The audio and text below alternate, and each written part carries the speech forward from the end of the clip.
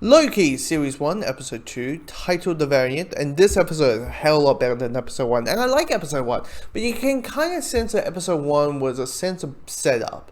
It was, hey, we're introducing the concept of time, and these, keepers of time, and this organization called the TVA. We kind of do need an hour to explain what the hell their thing is, because it can get easily complicated and all that kind of stuff, and sometimes people won't completely get it. So we'll have this episode to explain it, and then the next episode we can kind of push the story forward, and that's what essentially this episode is. I mean, the big cliffhanger from last week was that Morbius and the Western TVA are trying to look for this other Loki. And they thought, hey, we got a Loki in custody, let's actually use him to find this other one. Fight fire with fire, as the saying goes. And what you have is a really well done episode. And you think about it, the theme of the episode is about trust, if you really think about it. Because what you have here is Loki basically doing the whole thing of, you can trust me. You can trust me. But I'm like, this is the TVA. They know your timeline, dude. They know that to quote Morbius, you literally stabbed people in the back 50 times. And plus, imagine if he did not pick up the Tesseract or that, that's another 50 probably.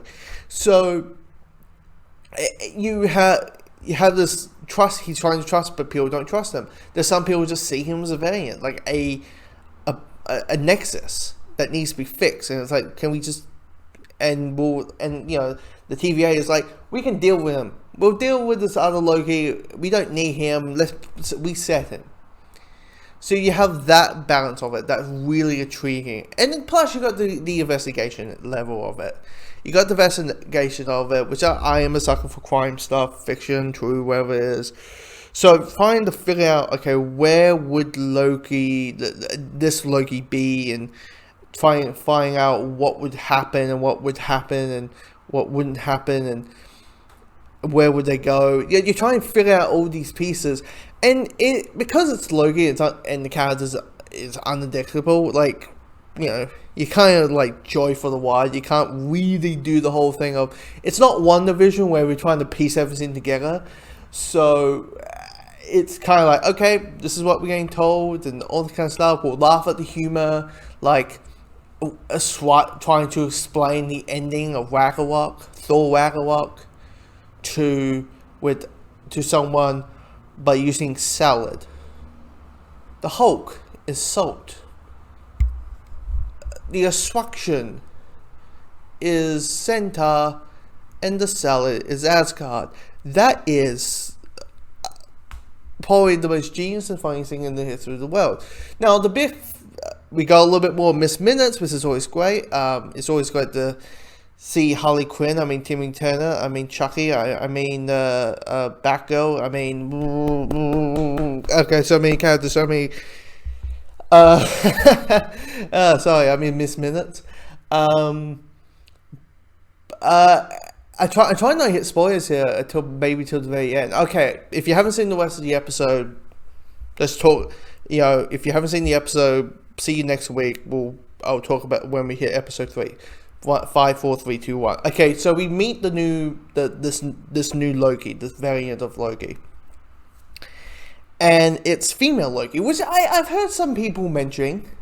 Some people are like, oh, I think that's female Loki. I thought it was Wishing Grant. I thought it was like just an older version of Loki, but the big reveal is it's Loki, and he is a she. Probably understand why the character is gender fluid, if you know what I mean. Because this is a character who has multiple versions of this character. But when I saw that reaction, I'm like, oh, okay, female Loki. Okay, neat. It wasn't a big deal. It's just like, okay, it's not. I think what it is, people were expecting just another version of Tom Hiddleston, or some like an older version, like I was thinking it would be. But